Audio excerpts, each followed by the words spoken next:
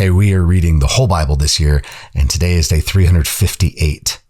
Today we read 2 Timothy, chapter 1, Paul, to my son Timothy. I see you as this true son in the faith. And so he says, I thank God as I remember you, and I wish I could see you. Remember the foundation. There's importance in remembering where you came from and where you started in the faith and how you came to faith. He says, don't be ashamed of the gospel.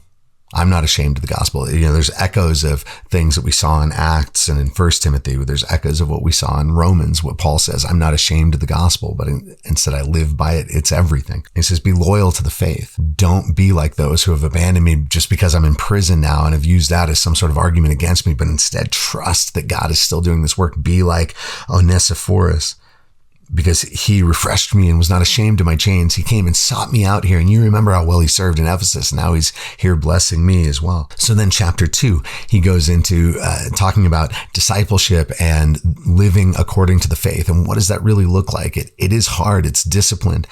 He says in verse 2, take the things that you've learned from me and pass them on to others and teach them to pass them on as well. And so you're always in this kind of 4-tiered process of discipleship. Be poured into, pour into somebody. And as you're pouring into them, make sure they know to keep passing it on. And so they become that second tier as well, where you're pouring into them, they pour in with the intent of pouring out. And it just keeps going and spreading. And this is how the church has spread and developed and grown for 2,000 years now, is simple, direct discipleship. To encourage Timothy, even when it's hard, he brings up 3 examples. He says a soldier and a farmer and an athlete.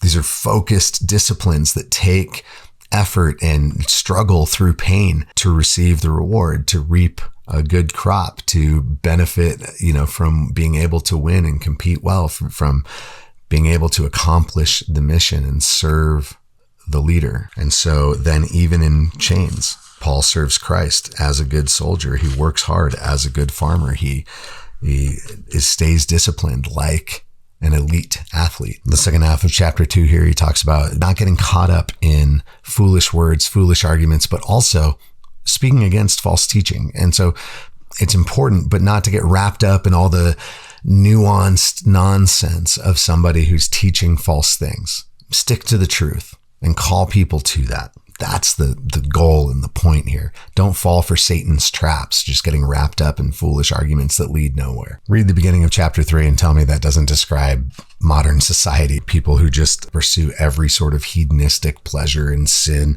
and get wrapped up in all sorts of things. And then he talks about, among those who are this bad and promoting these kinds of sins are those who worm their way into households and take advantage of idle women. And it's not saying that should be the space or role of all women by any means.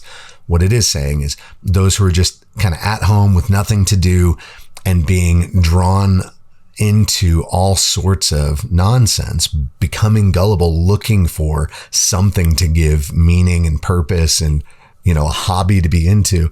And people still today get roped into all sorts of weird schemes, and don't be like that where you get roped into, now I'm an astrology guru or something. Don't be like that, but pursue the truth. Don't be led astray by foolish things and compromise the faith or give in to sinful desire for knowledge and power and secret wisdom and understanding that only leads through sin. It's sinful and it only leads to destruction. And then we have this mention of Jannes and Jambres, names ascribed to the sorcerers in Pharaoh's court during the beginning of the Exodus account, where Moses is encountering Pharaoh. But he says, now in contrast, you have followed my teaching with conduct, purpose, faith, patience, love, and endurance, along with the persecutions and sufferings that came to me in Antioch, Iconium, and Lystra. What persecutions I endured. So stay strong. Be like that. Trust in the way that we have gone.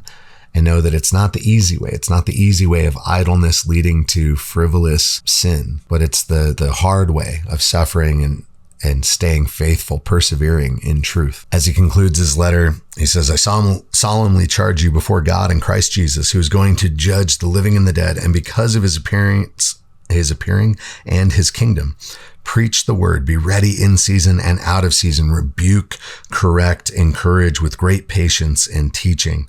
For the time will come when people won't tolerate good teaching.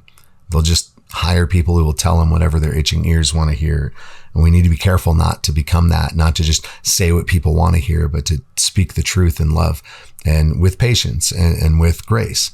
But it needs to be done. The truth needs to be shared. We can apologize for sharing the truth. It needs to be spoken, and it will contradict the lies and falsehoods of the false teaching and myths and mythologies and false idols out there. And then we have all this talk about, Paul is talking about all these people. Hey, bring all these people to me. And just a couple of highlights I want to mention.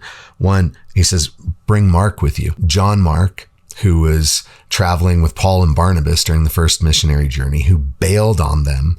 And Paul broke up with Barnabas. They stopped doing missions together because Barnabas wanted to bring John Mark again.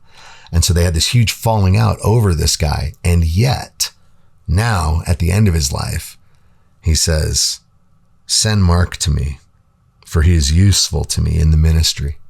And so it seems that there's been reconciliation, and what a beautiful thing that, like, over time, Paul has been able to work things out and reconcile with this guy. And then he talks about having stood in my defense. Nobody was with me. I had to do it on my own, but the Lord stood with me and strengthened me so that I might fully preach the word and all the Gentiles might hear it. So I was rescued from the lion's mouth. And that's probably referring to Rome or Caesar. I was rescued from the mouth of the lion. Not that he literally faced lions, but that the lion representing Rome and or Caesar. And he's like, so far, it hasn't devoured me. Then he says, greet Prisca and Aquila. Prisca is probably a nickname for Priscilla. So as he concludes, he's got all these people that have been part of the ministry, and he's mentioned some unfaithful ones like Hymenaeus and Alexander. And then he's mentioning all of these other ones who did stand by him, who were faithful people who received that cascading discipleship. They were poured into, and they have continued to pour into others and pour into others and pour into others. So let's be like that too. Who's pouring into you, and who are you pouring out into? Persevere, stick to the truth, learn and teach good doctrine. Stay faithful. I'd love to hear what speaks to you and what questions and thoughts and comments you have on this. So let's talk about that. Thanks for joining us as we read this. Be rad for Jesus.